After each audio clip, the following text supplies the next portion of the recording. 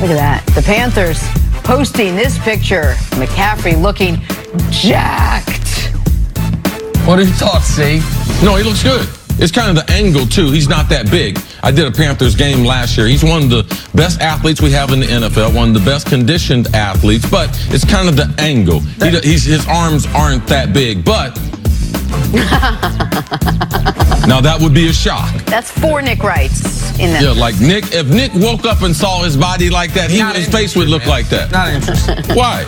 Well, it's not what I'm into, not what my wife's It's not the into. physique. Well, you don't. Listen, let me tell you something. Hold on. Careful. How do you know what your wife's into if you're not offering it? What? Because we have these discussions. We've had some discussions, if it means too. something to her, I do that. Because why would she want anything else if she has all this? All right, Jenna, after you tried to do that wife swap thing yesterday that Jenna, somehow ended with you and I being married, You're right. Jenna, I'm very... Trust me. Our spouses are into muscle and into body, Yeah, Jenna. you two might... Jenna. I know. Mine's into charm, I know. And wit, and humor. And anything I'm else 2 you out may of have. 3 on that. There you go. Which one? Which? The charm and the wit, good sir. Stories to start your morning brought to you by the unexpected energy of ExxonMobil. Love you, Nick. I think she's doing community service. Joel Embiid recently revealed he gets 6 treatments a day on his injured knee. Another big question, will Embiid be fully recovered from that stomach virus that affected him in Game 1? Lots of questions around Sixers and Joel Embiid. See how much of this will affect their playoff run. Oh, it's going to affect their playoff run. He's their best player. And the problem with the knee is that he's been injured since the All-Star break. He's missed a huge amount of time, and every game he's just trying to recover. So the knee is not getting better. His stomach will be better. They gave him something for his bubble guts. That will be better. But the knee, it's going to be this way until the offseason. Here's the problem for Philly. With a fully functional Joel Embiid, we were talking before the show, they were going to be in a rough spot against the Raptors. With a compromised Joel Embiid, they have very, very few paths to victory that don't involve Jimmy Butler.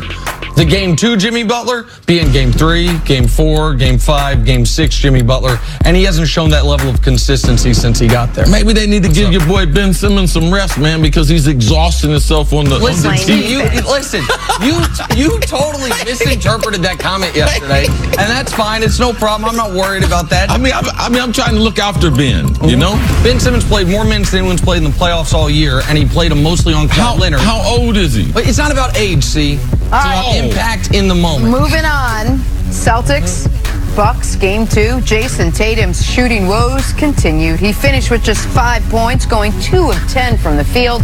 Celtics lose 123-102 to even that series. Nick, how worried should Boston be about Tatum's struggles? I wouldn't be too worried. And now, listen, my friend Chris Mannix sat here yesterday and said Jason Tatum is not going to go 2 of 7 again. And Mannix, you are right. Instead, he went 2 of 10. But I think in this series, you should expect 20 to 25 points a game from Tatum and Brown combined. Brown's picked up the slack in each of the first 2. Tatum will bounce back. He's a good player. Scoring is the thing he does really well. It's just been a tough matchup for him because the Bucks have such overwhelming length, and he has a bigger person on him almost every possession. Actually, Celtics fans, they should be encouraged. Leaving Milwaukee's got the best record in NBA, 1-1. Their second best player's not playing well. So when I go back to Boston, man, I'm feeling good about Tatum getting some buckets to go in. I would run some sets for him early so he can see the basketball going in, try to get him on a hot streak in that first quarter of game number 3. All right, on to the Rockets and Warriors in Game 2. Scary moment early in this one as James Harden gets whacked in the eye by Draymond Green. He would leave with a lacerated eyelid, but return later on, though his 29-point effort would not be enough. Warriors win 115-109. They take a 2-0 series lead. Here's James Harden on how the injury affected his night. You have trouble with your vision on the court? Can't see nothing. Whooped out. Barely can see. I'm sorry, what? I barely can see. I can't hear you. Got you good. Barely can see. Oh, barely can see. Yeah. Were you able to get any relief from drops or anything else that they might? Yeah, they put a couple drops, Man, he whooped out over here. He looked like Thriller. couple drops to help it, numb it a little bit, but I mean, just all the lights was blurry. What do you say? Looked like Thriller? What? Yeah, look, his eye was bleeding. His eyeball was bleeding. Yeah, it was bad. It looked terrible. It was bad. It looked ugly. How concerning, Nick, is this for Houston moving forward? This is not even to me on a top 5 list of concerns. Unless someone's going to tell me all of a sudden that 2 days, 3 days after an injury like this, it gets extra inflamed. I didn't read anything about it. I'm obviously not that familiar with the cut eyelid, but I tried to read as much as I could about it before the show today. I mean, they don't play again until Saturday. Harden also was really, really good once he came back from this injury yesterday. He was careless with the ball, but his defense was as good as it's been all postseason, and he was as efficient as he's been this postseason. Quietly in this series, James Harden has scored the same amount of points on the same amount of shots as Kevin Durant. So, like, James Harden hasn't been the problem, and James Harden, I don't think the eye injury will be the problem moving forward. To me, there's a much longer list of worries for the Rockets.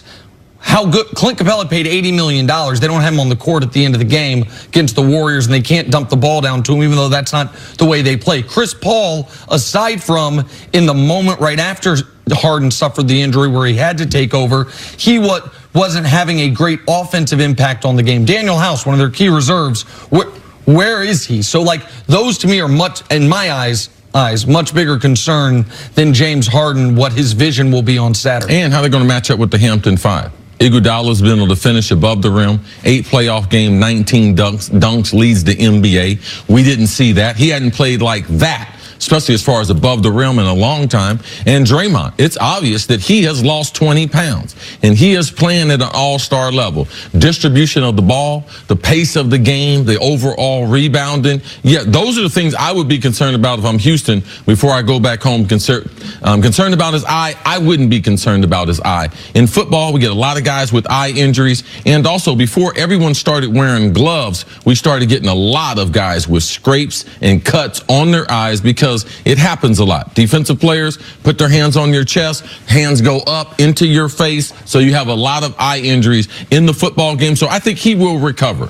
Well, I asked you about before the show because you were talking about how football guys, one of the reasons they started wearing the shields was to prevent some of these eye injuries. When you suffer an injury like Harden did, how many days is it affecting your vision out? Like, how long? I'm sure playing wide receiver, you had guys scrape your eyes. How long will it affect his ability to see clearly? Right, but we don't know the severity of it, but the fact that he was able to come back in the game in the second quarter, a good sign. Those are very, very good signs. I think in the first 48 hours, it becomes very, very important to make sure the eye doesn't get inflamed. But I think on Saturday, he'll be back to close to 100%. To me, this isn't an excuse for the Rockets in game 2, and it won't be moving forward. The injury that probably won't, but has, to me, the highest likelihood of affecting the series is Steph Curry's dislocated finger on his non-shooting hand more than James Harden's eyes moving forward. All right, let's move on to the Lakers now. When owner Jeannie Buss brought longtime friend Linda Rambis along with her to interview potential new head coach Monty Williams, well, that raised some red flags.